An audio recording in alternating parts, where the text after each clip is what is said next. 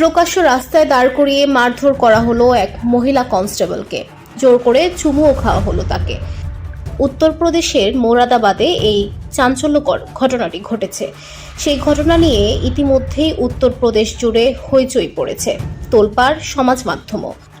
ইতিমধ্যেই উত্তরপ্রদেশে নারী সুরক্ষা এবং নিরাপত্তা নিয়ে প্রশ্ন উঠতে শুরু করেছে। প্রশ্ন উঠেছে, একজন মহিলা কনস্টেবল যদি সুরক্ষিত না থাকেন তাহলে সাধারণ মহিলাদের নিরাপত্তা কোথায়? পুরো ঘটনার একটি ভিডিও ইতিমধ্যেই প্রকাশ্যে এসেছে, যদিও ভাইরাল সেই ভিডিওর সত্যতা যাচাই করেনি আনন্দবাজার অনলাইন। ভাইরাল সেই ভিডিওয়ে দেখা গিয়েছে মোরাদাবাদের রাস্তা দিয়ে হাঁটছেন এক মহিলা কনস্টেবল। সংবাদ মাধ্যমের প্রতিবেদন অনুযায়ী তার নাম আমরিন। এমন সময় এক তরুণ বাইক চালক তার সামনে এসে দাঁড়ান। কিছুক্ষণ দুজনের মধ্যে বাকবিদ্ধতা চলে। এরপর বাইক থেকে নেমে ওই তরুণ আমরিনকে চড় মারেন, মাটিতে ফেলে দেন তাকে, জোর করে চুম্বনও করেন।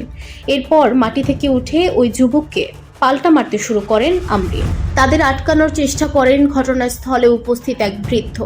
এরপর ওই তরুণ আমরিনকে ছেড়ে দিলেও আরও জনা কয়েক যুবক ঘটনাস্থলে উপস্থিত হয়ে তরুণীকে মারধর শুরু করেন।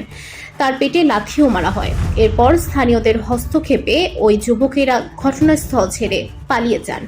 পুরো বিষয়টি ওই রাস্তায় থাকা একটি সিসি ক্যামেরায় ধরা পড়েছে। সেই ভিডিওই ভাইরাল হয়েছে।